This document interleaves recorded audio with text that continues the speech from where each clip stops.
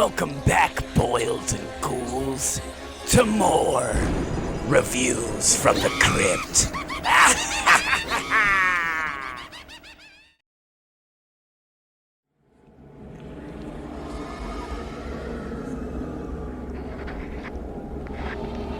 Welcome back to another drawn-up episode of Reviews from the Crypt, boils and ghouls.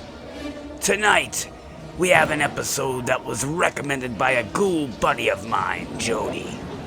Thanks, bud. This one really draws you in. I like to call this fungusy photoplay Korman's Kalamity. When the episode starts, we see Jim Korman, played by the iconic Harry Anderson. And Jim here is one of the top artists at the Tales from the Crypt comic book studio. And he's working on the next issue of Tales from the Crypt. Aren't you done yet, Korman? I figured you'd be halfway through the disembowelment by now. Ironic, right?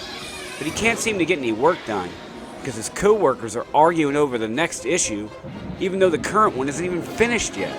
A doctor has to take out his own appendix. A butcher's got to eat his own short ribs. A gynecologist. Give it a rest, will you guys? I'm trying to concentrate. Well, do it on your own time. We have a magazine to put out here. Then a loud knock on the door, and enters Jim's wife, Mildred. Is that my phone? That's my phone. She gives a new meaning to the word bitch.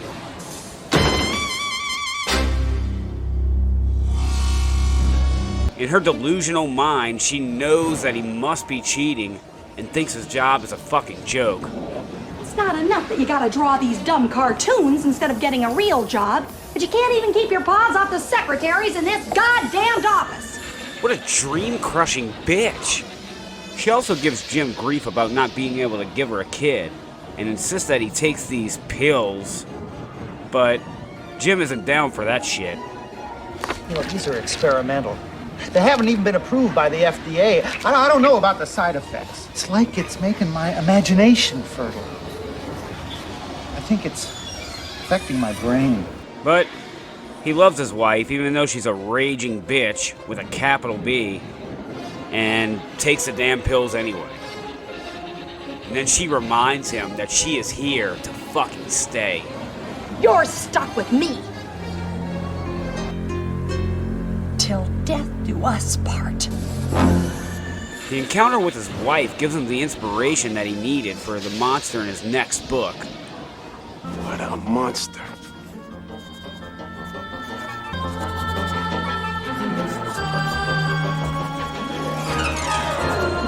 Later on that night, we see Cynthia Gibb, and here she plays a cop. And she's just hanging out at the local laundromat, just doing some clothes, when all of a sudden the lights go out, and a strange, creepy man approaches her. Jesus. Did I scare you, lady? Do you work here? Oh, no, ma'am. I just happened on by. And he's about to murder her in the darkness? Don't like it as much when the lights are on. Are you going to hurt me? Yes, ma'am. Until a giant monster emerges from one of the washing machines and chews off his fucking head.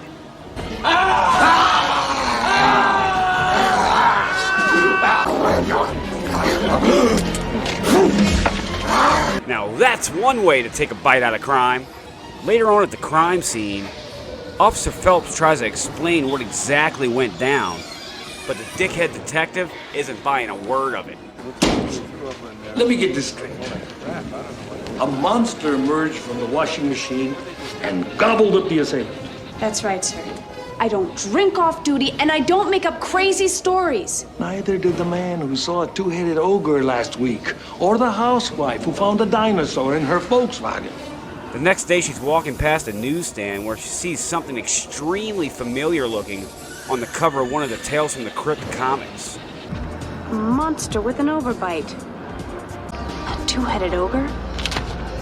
And a dinosaur in a Volkswagen. Jim Korman. After a long day's work and a scolding from his bitchy wife over the phone... Honey, would you give me a break? Give you a break? I'll give you a break. I'll break your neck, you goddamn idiot. Just wait till you get home, you moron. Jim decides to head home for the night. He gets in his car when he notices that he's not alone. Sorry to startle you, Mr. Korman. It's you. You're the girl from the laundromat. Officer Phelps tells him that there's been a rash of monster sightings all over the city. And also, that they bear an uncanny resemblance to the creatures he draws in his comics. These are police sketches, made from eyewitness descriptions. These are recent tales from the Crypt comic books, drawn by you. So you're trying to tell me that this man is drawing these monsters into reality? What do you think this all means?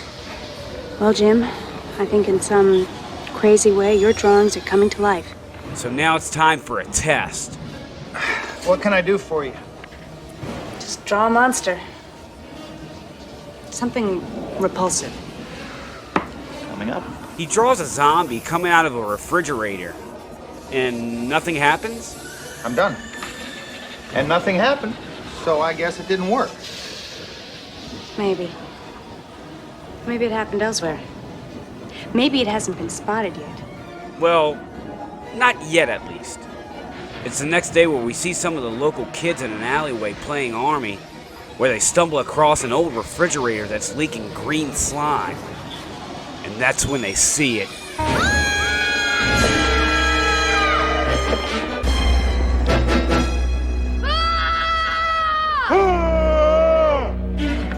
It's another late night at the office for Jim, and he's fantasizing about the sexy cop woman. My heart yearned for her lips, her arms, her satin skin. Doesn't sound like brain-sucking to me. When he gets a call from her saying that they should meet. So he asks her to meet him for dinner. I know this nice, secluded spot just down the street. Great view, great food, soft music. Not realizing that his psycho wife is literally standing there listening to every word. Nice secluded spot, huh? Mildred.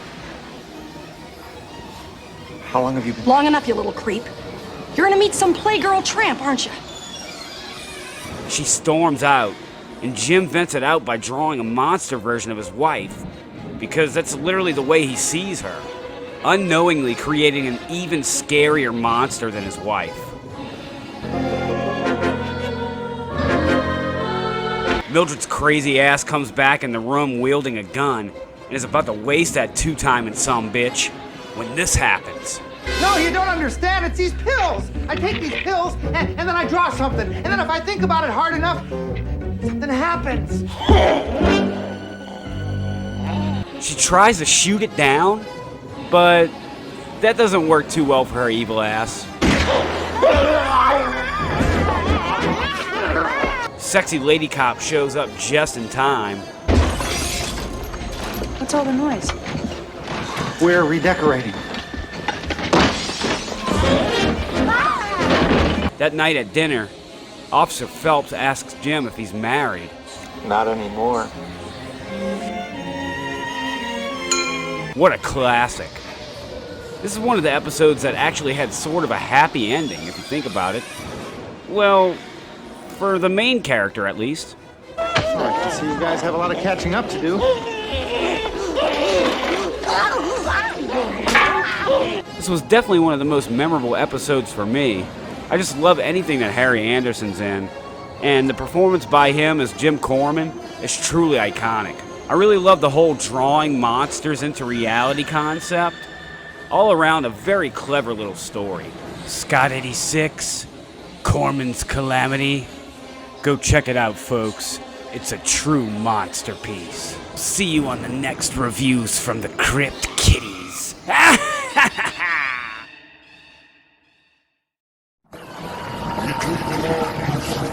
Let's get